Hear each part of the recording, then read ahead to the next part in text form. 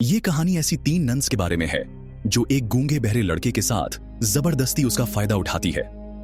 कहानी की शुरुआत में हम फर्नांडा नाम की एक सिस्टर को देखते हैं जो अपने गधे को पकड़कर जंगल के बीच से चर्च की ओर आ रही होती है। चर्च में पहुंचने के बाद जिनेव्रा नाम की दूसरी सिस्टर आकर उससे पूछती है कि कल रात तुम कहां थी।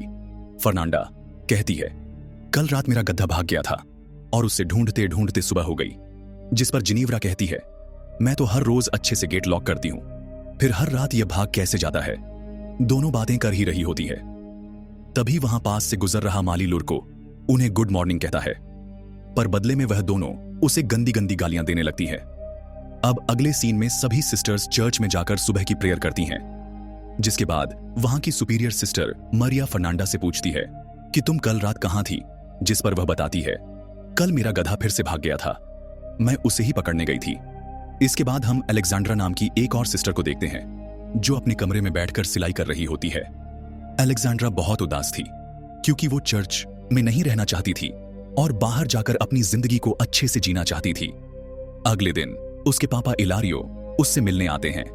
वह कहते हैं कि उसके लिए लड़का नहीं मिल रहा है, लड़के वाले काफी ज्यादा दहेज मांग रहे हैं।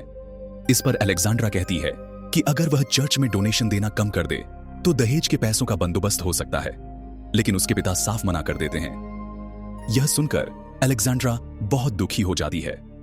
अगले दिन हम तीनों सिस्टर्स को एक साथ देखते हैं जो अपने कपड़ों को ले जा रही होती हैं। अलेक्जेंड्रा अपने पापा से की गई बातचीत दोनों सिस्टर्स को बताती हैं, जिसे सुनकर वो भी दुखी हो जाती हैं। तभी वो वहां लुरको को देखते हैं जो कुछ काम करते हुए उन्हें अजीब नजरों से देख रहा था। पर ऐसा करते हुए देखकर वो तीनों उस पर भड़क जाती है और उसको गंदी गंदी गालियां देने लगती है और अपने दिल की भड़ास निकालने के लिए अंदर आकर उसका सामान फेंकने लगती है। और इतने से भी उनका मन नहीं भरता तो वो उसकी पिटाई भी कर देती है। दूसरी तरफ हम इस चर्च के फादर टोमासो को देखते हैं जो सिस्टर्स के बनाए हुए कपड़ों को बाजार लेकर जाने के लिए निकलते हैं। रास्ते में लुरको उनसे मिलता है और कहता है, अब मैं इस चर्च में काम नहीं करना चाहता कि उन तीनों सिस्टर ने उसका जीना मुश्किल कर दिया था। इस पर फादर उसे समझाते हैं कि अब आगे से ऐसा कुछ नहीं होगा। पर लुरको उन तीनों सिस्टर से टार्चर से परेशान हो चुका है और वह वहां से चला जाता है। इसके बाद हम चर्च से कुछ मील दूर एक घर में लॉर्ड ब्रूनो नाम के एक जमींदार आदमी को देखते हैं जो कि अपनी वाइफ फ्रांचेस्का के साथ बैठकर डिनर कर रहा होता है। वो अपनी वाइफ को अपने काम के बारे में बता रहा होता है, पर उसकी बीवी का ध्यान तो पास में खड़े उसके नौकर मसेटो की तरफ होता है और मसेटो भी अपनी मालकिन को देख रहा होता है। दोनों के बीच में नैन मटक्का चल रहा होता है। फिर रात होते ही हम देखते हैं कि फ्रांचेस्का मसेटो के साथ इंटीमेट हो रही होती है। फ्रांचेस्का ब्रूनो की बुराई भी करती है। तभी कमरे में ब्रूनो के आने की आवाज सुनकर मसेटो खिड़की से कूदकर भागने की कोशिश करता है, लेकिन ब्रूनो आकर उसको पीछे से देख लेता है और उसका पीछा करते हुए सभी नौकरों के घर में चला जाता है। मगर मसेटो पहले पहुंचकर सोने का नाटक करने लगता है। इसके बाद ब्रूनो सभी नौकरों को चेक करने लगता है। चेक करते हुए जब वह मसेटो के पास आता है तो उसे शक हो जाता है कि यही वह नौकर है, पर अंधेरा होने की वजह से वो उसे पहचान नहीं पाता। इसलिए उसके कुछ बाल काट लेता है ताकि सुबह होने पर उसे पता चल जाए। पर ब्रूनो के जाते ही मसेटो उठकर अपने सभी साथियों के बाल भी थोड़ा थोड़ा काट देता है। सुबह होते ही ब्रूनो सभी नौकरों को लाइन में खड़ा करता है और एक एक करके चेक करने लगता है, लेकिन सभी के बाल थोड़े थोड़े कटे हुए होते हैं, जिससे वो समझ नहीं पाता कि वो आदमी कौन था। अब अगले दिन जब फ्रांचेस्का और ब्रूनो खाना खाने बैठते हैं तो ब्रूनो अपनी वाइफ को वार्निंग देते हुए कहता है, तुमने जो भी किया ठीक नहीं किया। मैं जानता हूं तुम भी इन सब में शामिल हो। अगर वह नौकर एक बार मुझे मिल गया तो मैं उसके साथ साथ तुम्हें भी खत्म कर दूंगा। लेकिन फ्रांचेस्का ब्रूनो से बिल्कुल भी नहीं डरती और कहती है कि तुम ऐसा कुछ भी नहीं कर पाओगे। फिर आगे हम मसेटो को काम करते हुए देखते हैं और वहां फ्रांचेस्का भी आ जाती है जो मसेटो के पास आती है और उसके साथ जबरदस्ती किस करने लगती है।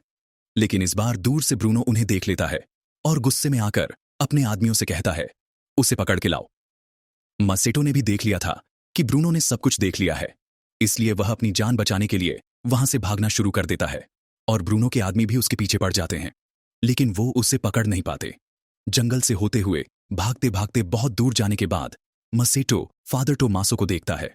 फादर ने बाजार के रास्ते में थोड़ा वाइन पी लिया था और नशे की वजह से उनकी गाड़ी उलट गई थी और सारे कपड़े भी नदी में बह रहे थे।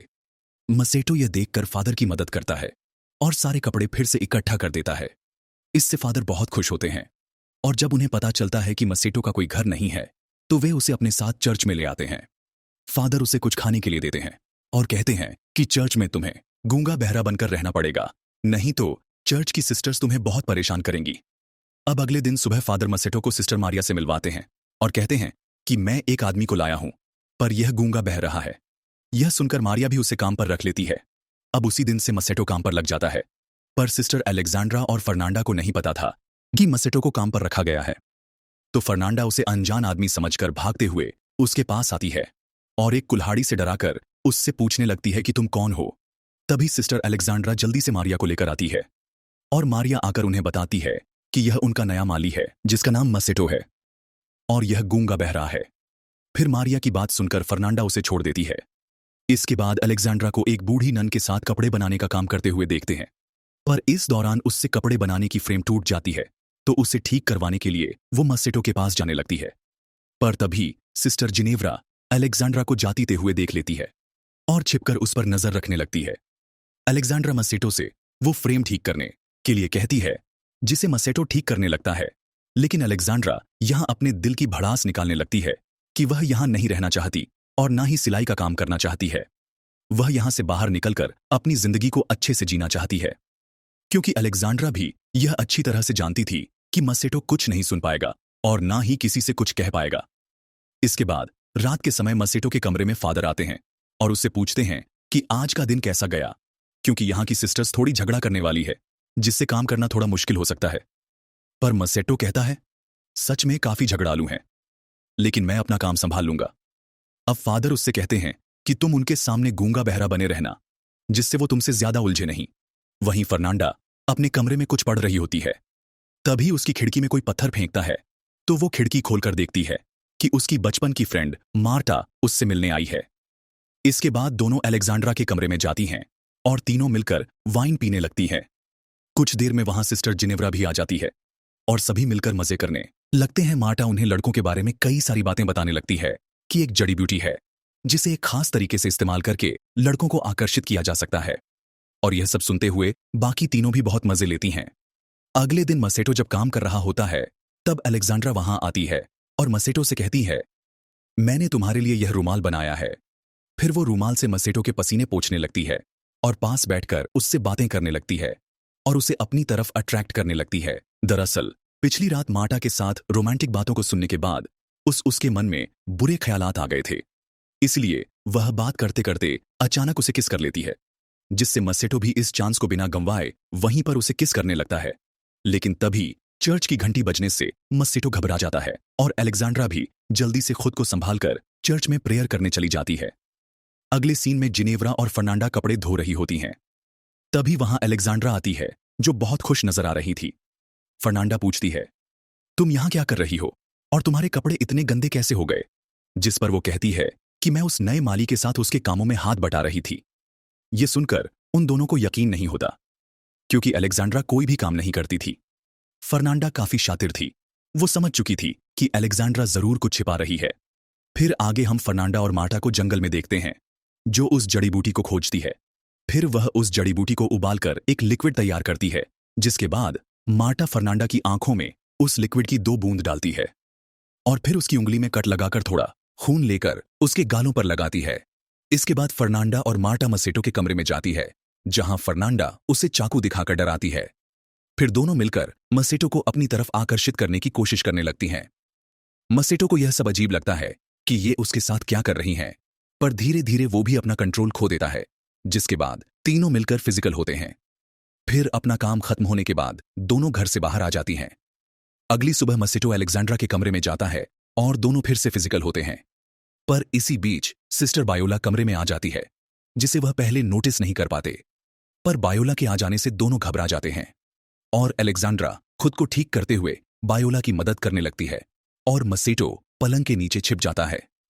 बाद में मसेट बिना कोई भी आवाज किए खिड़की से निकल जाता है। अगले दिन अलेक्जेंड्रा मसेटो के कमरे में आती है और उससे पूछती है कि उसने झूठ क्यों बोला कि वो गूंगा है। इतने में जिनेव्रा के आने की आवाज सुनकर अलेक्जेंड्रा एक कोने में जाकर छिप जाती है और मासेटो सोने का नाटक करने लगता है। जिनेव्रा जड़ी बूटी के नशे में मासेटो के पास आकर चिपकने लगती है और अजीब अजीब हरकतें करने लगती है। लेकिन फर्नांडा के आने की आवाज सुनकर वो भी जाकर छिप जाती है, जहां पहले से अलेक्जेंड्रा थी, और एक दूसरे को देखकर दोनों चौंक जाते हैं। इसके बाद फर्नांडा कमरे में आती है और चाकू से डराकर मसेटो के हाथ बांधकर उसकी आंखों पर पट्टी लगा देती है और फिर उसे डरा धमकाकर जंगल की तरफ ले जाने लगती है। पर अलेक्जेंड्रा और जिनेव्रा छिपकर उसका पीछा करती हैं। फिर जब वो जंगल के बीच पहुंचते हैं तब तक रात हो चुकी थी। वे देखते हैं जंगल के बीचों बीच आग जली हुई है और वहां कई सारी लड़कियां बिना कपड़ों के नाच रही हैं और पास में उन्होंने मसेटो को भी बांध के रखा हुआ था। मार्टा और फर्नांडा मसेटो की बलि देने ही वाली होती है। तभी मसेटो डर के मारे बोल पड़ता है कि मुझे छोड़ दो। यह सुनकर उन्हें भी पता चल जाता है कि मसेटो गूंगा बहरा नहीं है। इसी बीच फर्नांडा मसेटो की बलि देने वाली होती है। तभी अलेक्जेंड्रा वहां पहुंचकर फर्नांडा से चाकू छीन लेती है और मसेटो को बचा लेती है। गिनेव्रा चर्च पहुंचकर वो चिल्लाने लगती है कि फर्नांडा एक चुड़ैल है और यह सब आवाज सुनकर फादर बिशप बाहर आते हैं। इतने में फर्नांडा मसेटो भी वहां पहुंच जाते हैं। पर जिनेव्रा कहती है ये सब एक साथ मिले हुए हैं और ये दोनों इस माली के साथ इंटीमेट भी हो रही थीं। और फादर बिशप भी समझ जाते हैं कि इस चर्च में अब तक क्या चल रहा था। इसके बाद अगले दिन फादर बिशप एक एक करके सभी को सजा सुनाते हैं और मसेटो को फिर से लॉर्ड ब्रूनो के हवाले कर दिया जाता है। इसके बाद हम तीनों सिस्टर्स को देखते हैं जो एक दूसरे से माफी मांगती हैं। सिस्टर जिनेव्रा भी फर्नांडा से कहती है मुझे माफ कर देना। फिर तीनों मसेटो के बारे में सोचने लगती है। शायद लॉर्ड ब्रूनो उसे मार डालेगा, इसलिए वो उसे बचाने का एक प्लान बनाती है। उधर लॉर्ड ब्रूनो ने मसेटो को जेल में बंद कर दिया था। इसके बाद मसेटो उन सिपाहियों से रिक्वेस्ट करने लगता है कि वह उसे आजाद कर दे, लेकिन वह मना कर देते हैं और उल्टा उसका मजाक उड़ाने लगते हैं। फिर कुछ देर बाद एक कछुए पर जलती हुई मोमबत्ती देखकर सिपाही उसके पीछे पीछे चले जाते हैं। असल में उस कछुए को सिस्टर्स ने छोड़ा था और उनके जाते ही तीनों सिस्टर्स आकर मसेटो को बाहर निकाल लेती हैं और उसकी जगह एक पुतला रखकर मसेटो को सिस्टर्स के कपड़े पहना देती है। फिर उसे लेकर जंगल की तरफ भाग जाती है और यहां मूवी एंड होती है।